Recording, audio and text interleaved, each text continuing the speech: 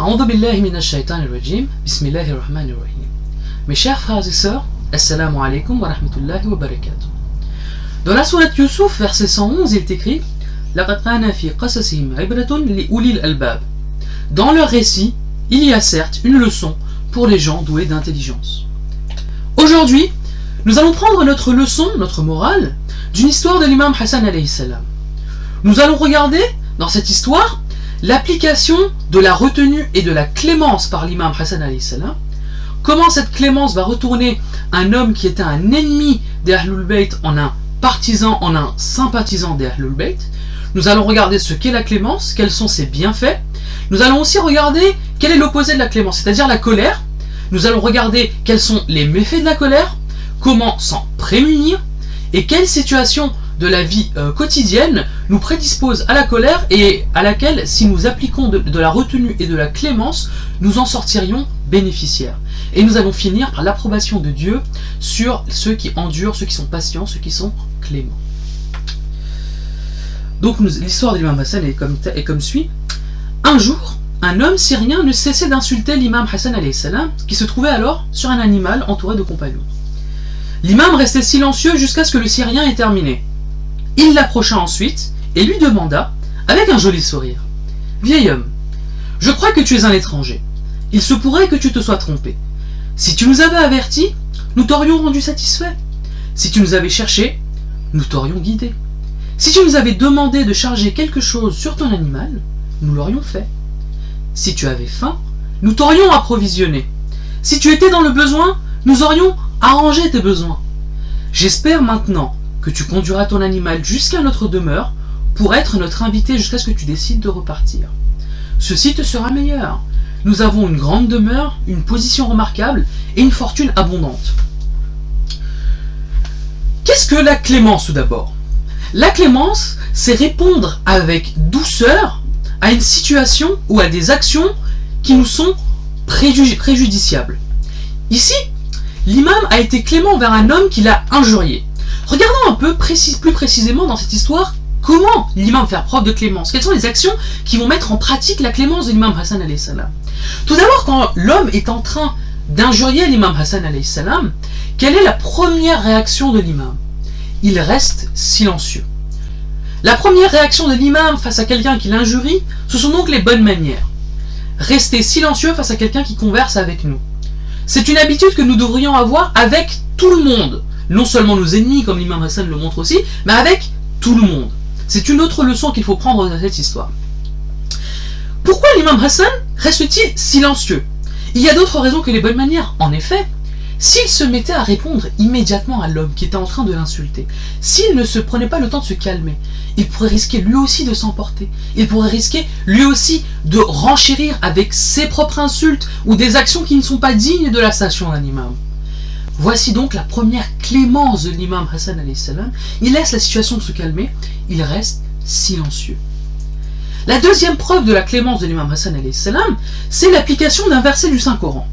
En effet, dans la sourate 41, versets 34 à 35, il est écrit « La bonne action et la mauvaise ne sont pas pareilles. Repousse le mal par ce qui est meilleur. Et voilà que celui avec qui tu as une animosité devient tel un ami chaleureux. Mais ceci n'est donné qu'à ceux qui endurent, et il n'est donné qu'aux possesseurs d'une grâce infinie. » Et on voit ici que l'imam Hassan possède cette grâce infinie. En effet, il endure stoïquement les insultes de l'homme, et la première chose qu'il fait, avant de lui répondre, c'est avoir un visage joyeux. Encore une fois, c'est la bonne réponse face à la mauvaise action. Quelles sont les paroles qui suivent ensuite? L'imam propose son aide à cet homme. Il lui dit, nous pourrions t'aider sur ce point, nous pourrions t'aider sur cet autre point, nous pourrions t'aider sur cet autre point. Il ne fait qu'étaler la liste des bienfaits qu'il pourrait apporter à cet homme. Et il conclut cette histoire en l'invitant chez lui. Comme invité, il lui propose encore de prendre soin de lui. Quelle est donc la conclusion de cette histoire? La conclusion de cette histoire est quasiment inévitable. Cet homme s'excuse, se repentit de ses paroles injurieuses et repart sympathisant des Ahlul Bayt. Et voilà la bonne réponse qui répond à la mauvaise action. On va regarder aussi un peu les désavantages de la réponse auxiliaire, l'autre réponse que l'imam aurait pu avoir, c'est-à-dire la colère.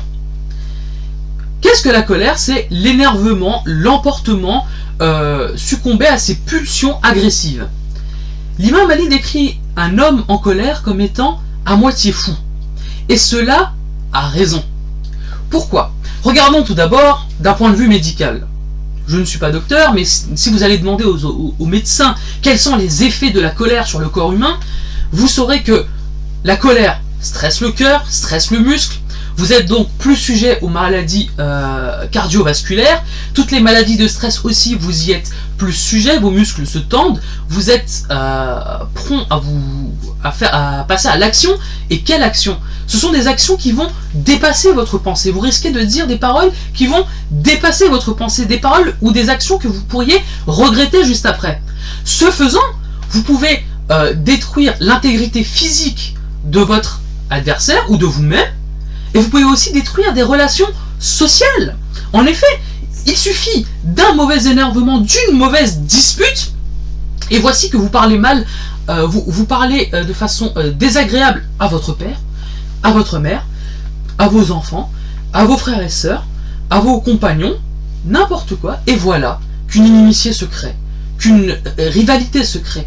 Quelles sont les conséquences de la colère si ce n'est des conséquences néfastes? C'est pour ça que la colère rend l'homme à moitié fou. Il perd la mesure et le contrôle de ses actions. Quelles sont les narrations prophétiques et des Ahlul Bayt qui nous sont conseillées pour nous débarrasser de la colère? Il est très connu que si nous sommes en colère et que nous sommes debout, il nous est conseillé de nous asseoir. Si nous sommes assis, il est conseillé de nous allonger. Si nous sommes allongés, il nous est conseillé de nous relever. Ceci a raison, effectivement, cela nous permet de nous calmer, de nous recroqueviller et de réfléchir à nos actions et de nous dire j'allais céder à la colère, j'allais céder à une impulsion, je me contrôle, j'ai fait ce réflexe de contrôle et je peux maintenant reprendre le contrôle de mes actions. Par exemple, il y a autre chose qui permet de se calmer, c'est faire wudu. Ce n'est pas qu'un acte de purification terrestre, vous ne faites pas que vous lavez les mains. Vous vous calmez, vous passez de l'eau froide sur votre visage, sur vos bras. C'est une action qui vous permet de réfléchir, où vous dites encore une fois, j'aurais pu m'énerver, j'aurais pu m'emporter. Voilà que je reprends le contrôle de mes actions. Une autre action qui est conseillée lors de l'emportement, lors de la colère, c'est le silence. Et l'imam Hassan l'a appliqué ici dès les premiers instants où il se fait injurier. L'imam Hassan est resté silencieux. Le silence permet de ne pas dire des paroles qui vont dépasser notre pensée, de commencer à réfléchir avant d'agir, et encore une fois, de reprendre le contrôle sur nous-mêmes. Prenons maintenant quelques exemples pratiques de la vie courante où l'emportement nous est néfaste et la clémence, elle, nous est bénéfique. Par exemple, vous êtes au supermarché, vous faites la queue, et quelqu'un vous dépasse. Quelles sont les différentes options qui s'exposent à vous? Première option, vous le laissez passer, vous le laissez faire, et tout se déroule, vous avez perdu une place, et ça passe. Vous lui demandez gentiment peut-être de revenir dans le rang, et s'il obtempère, tant mieux, s'il n'obtempère pas, tant pis. Maintenant, regardons si au lieu d'appliquer la clémence comme est suggéré dans les deux premières actions, c'est-à-dire laisser couler, vous vous énervez. Vous provoquez une esclandre, vous provoquez une confrontation, donc la queue s'arrête, parce que tout le monde s'arrête pour vous regarder. Vous dites des paroles qui dépassent votre pensée, évidemment, car vous commencez à vous énerver, il commence à s'emporter, ça part dans un cycle de colère. Vous risquez peut-être d'en venir aux mains, ce qui fait que vous allez risquer votre intégrité physique, son intégrité physique. Si c'est quelqu'un que vous connaissez, un membre du voisinage, ou même peut-être un membre de votre famille, un cousin, vous risquez de créer une inimitié inutile, parce que finalement ce n'est qu'une place dans une queue de supermarché. Et voilà que vous perdez plus de temps que vous auriez perdu si vous aviez juste attendu, vous risquez des risques totalement inutiles, et finalement vous risquez peut-être une mauvaise relation avec un voisin, un cousin, n'importe quoi. Ici, effectivement, l'application de la clémence n'a que des bénéfices, et l'application de la colère n'a que pour seul bénéfice finalement de faire peur à cet homme, et si vous n'y arrivez pas, il n'y a que des défauts. Un autre exemple peut-être, c'est lors d'un match de foot. Vous regardez un match de foot, et une action qui ne vous plaît pas arrive à la télé.